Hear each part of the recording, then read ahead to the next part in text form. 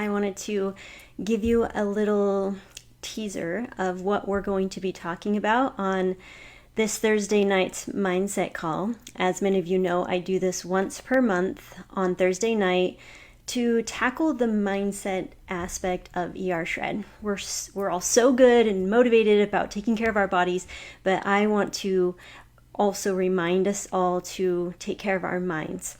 And I love talking about all this kind of stuff. I'm just going to dive right in. Okay, so I wanted to talk about, this is part of what I'm going to be talking about on Thursday night, about the delayed gratification versus the instant gratification. And I know you're all familiar with the marshmallow experiment, and to be honest, when I first heard about that experiment, was before I actually understood the growth mindset. And I don't know if any of you can relate. Maybe you've always known about the growth mindset and believed that you were capable of more than what your genes might have told you. For a good portion of my life, I had a fixed mindset. I did have a fixed mindset, that's what I'm trying to say.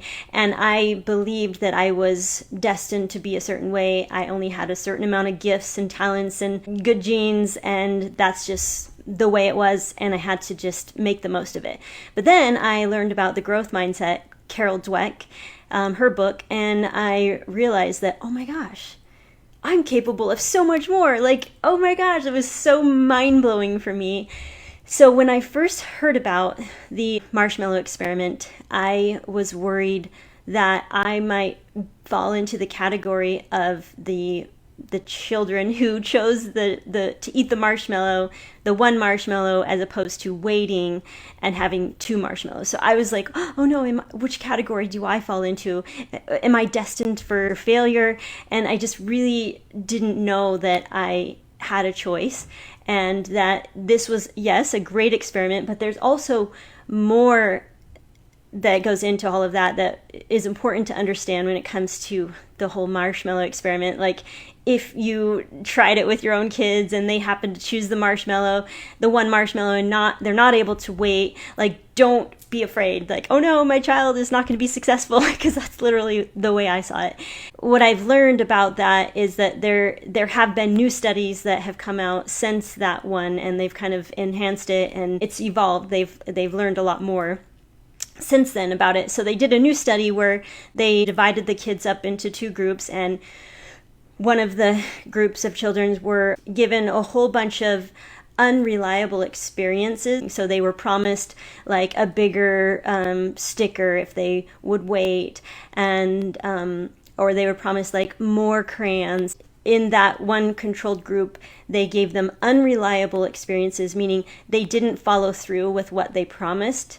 And then the other group of children were given a lot of reliable experiences, meaning they did follow through with their promises. And then they did the marshmallow experiment, and it was cool what they discovered. It really had nothing to do with personality in general. It really had a lot to do with their environment and what they experienced before the whole marshmallow experiment. So environment and the way we were raised and our beliefs and our mindset has a huge impact on whether or not we can become a person who is better at the delayed gratification as opposed to the instant gratification. So I know at some point in our lives we all fall into the instant gratification category, but that doesn't mean anything about your ability to be successful in whatever you're pursuing, whether it be this ER Shred protocol or any other goals that you are reaching for. I wanted to make sure that you all understand the importance of environment and your own experiences in order to gain that belief that you are capable of extending that gratification longer and longer and longer through practice, just like building the muscle. So the way that we can encourage that new belief that you are a person who is a delayed gratification kind of person is practicing it. This is one thing that I talk about with my clients when it comes to time management. I'm really into time management, so I really coach a lot on managing time well. And this is one component to teaching your brain to get better at delayed gratification. So you can use different experiences. So what I teach people to do is to plan these indulgences into your calendar.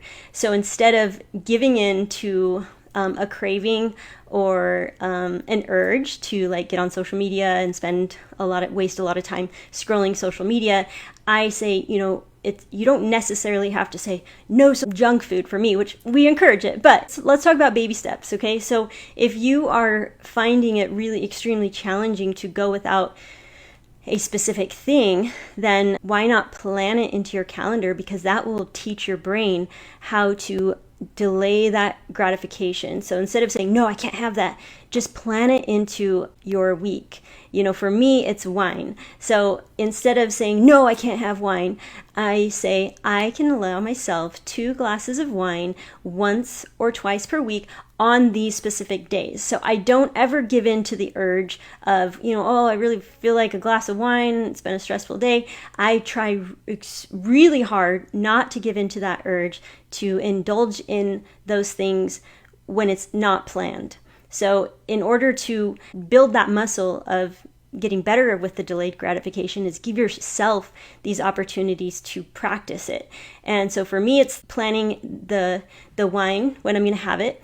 And also another thing is the social media. I talk a lot about that because we all know that social media can easily suck us in. And before you know it, we've spent far too much time scrolling, and we could be doing so many more effective, beneficial things with our time if we can be a little bit more disciplined with the use of social media. So for me, I don't ever allow myself to, and I'm not saying I'm perfect at it, but for the most part, I'm pretty good at not getting on social media unless it's planned for me. And I give myself a time limit as well. So I plan out when I'm going to scroll social media or Pinterest or, TikTok, and I let myself indulge in that. But it's during the planned time, not hours. I mean, hopefully we're not spending hours, but I do give myself like little segments throughout the week to scroll. And then another thing is buying things. So for me, this has been one thing, like I love plants and I've been buying a lot of plants. You can ask Sean, he's like, do we have enough yet? And I'm like, no, I want to have like one of every kind. So I'm collecting plants, as you can see. And instead of trying to buy them all at once, I'm allowing myself one new plant a month. So it's me teaching myself, this is one way that I can teach myself to have to be better at the delayed gratification. So instead of just buying all of the different variety of plants that I want, I'm giving myself one per month. And you can even apply that to spending in general. If you're trying to stick to a specific budget, then don't say, okay, I'm not going to spend any money. Let's say, okay, I get to spend this much money on the first of every month. And that's another thing that I'm doing because I'm trying to be more disciplined about the amount of money that I spend, because over time I've realized I have, when we moved out of that Draper house, I realized I just spent money like anything I wanted, I just went to Amazon and I bought it. 2 days later, it was at my front doorstep. So I'm trying to teach myself to not give into those instant gratifications, because there's so many opportunities for us to get that instant gratification. We got Netflix at our fingertips. We got social media entertainment. We got, DoorDash. You could get food delivered to our door. Like, it's just gotten so easy to give into these to indulge in the instant gratification. So my advice or my suggestion is that we give ourselves opportunities to practice the delayed gratification and build that muscle for ourselves. Make sure that it's reliable experiences. So if you grew up with the scarcity mindset and never seeing you were promised something and then it was never delivered, then you might have a belief that, well, if I don't have it now, then I might not ever get it. So be aware of that. Be aware of what has happened in your past, what your parents might have taught you, what experiences you've had in your past that have caused you to have this belief deep down in your subconscious that, well, if I don't take advantage of it now, it'll be gone. Like cells and different things that we just get all worried that, like, well, if I don't get it now, then I might not ever have it.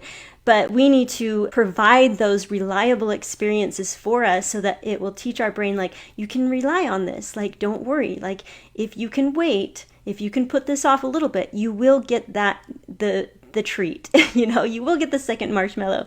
So make sure you follow through with the promises that you make to yourself, and give yourself opportunities to practice the delayed gratification. I hope you guys will join me on Thursday night for the mindset call, because I'm going to go into more detail about all of these things, how to turn your dreams into reality. And it's one of my favorite topics, so I can't wait to talk more about it. And I'll see you guys Thursday night.